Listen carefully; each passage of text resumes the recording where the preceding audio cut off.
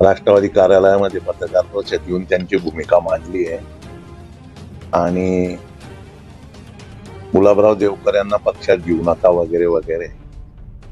आज वर्तमानपत्रातही मी बातम्या वाचल्या आणि प्रेस नंतर त्यांनी मला एक निवेदन दिलेलं आहे सविस्तर.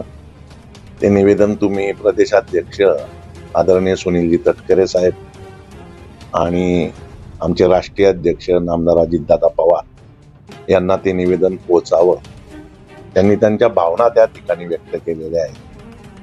ते काल रात्री मला येऊन भेटले आणि त्यांनी त्यांच्या भावना, तीव्र भावना त्यांनी त्या ठिकाणी व्यक्त केलेल्या आहेत की नामदार गुलाबराव देवकर यांना पक्षात घेऊ नये वगैरे वगैरे. या त्यांच्या तीव्र भावना त्यांनी माझ्याकडे व्यक्त केलेल्या आहेत.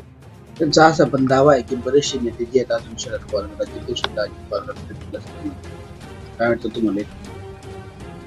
हे बघा, जो पक्षामध्ये येतो त्याचं आम्ही निश्चित स्वागत करत असतो आणि देशाचे, राज्याचे नेते, देशाचे नेते, जिल्ह्याचे नेते आणि जिल्हाध्यक्ष या नात्याने आम्हाला वाटतं की प्रत्येक पक्ष हा मोठा झाला पाहिजे, पक्षाचं संघटन वाढलं पाहिजे.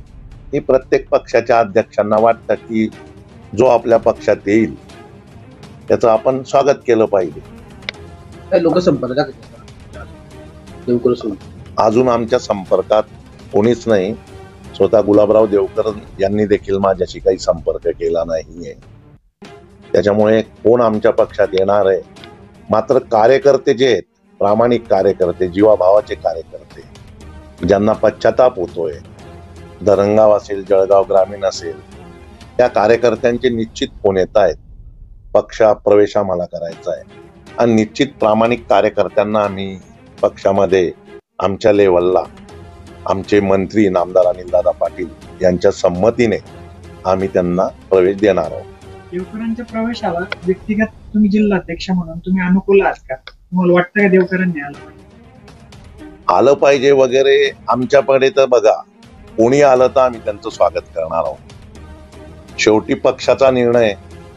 देवकर आप्पा आमच्या पक्षात यावे नाही यावे हा त्यांचा व्यक्तिशा त्यांचा विषय आहे आणि हा निर्णय प्रदेशाध्यक्ष तटकरे साहेब आणि दादा हे ठरवतील की त्यांना पक्षात घ्यावं का नाही घ्यावं. पण या ज्या तीव्र भावना ज्या चालू आहेत 2-3 दिवसापासून, त्या पक्षापर्यंत कळवण्याचं जिल्हाध्यक्ष या नात्याने माझं काम आहे.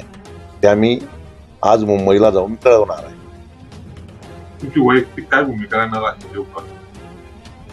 हे बघा, पक्ष काही कोणत्या एकट्या व्यक्तीवर नसतो. माझी व्यक्तिशा भूमिका काही असली, शेवटी निर्णय हे वरिष्ठ घेत असतात आणि वरिष्ठ जो निर्णय घेतील तो जिल्हा अध्यक्ष म्हणून, एक कार्यकर्ता म्हणून आम्हाला तो सगळ्यांनाच मान्य करावा लागतो.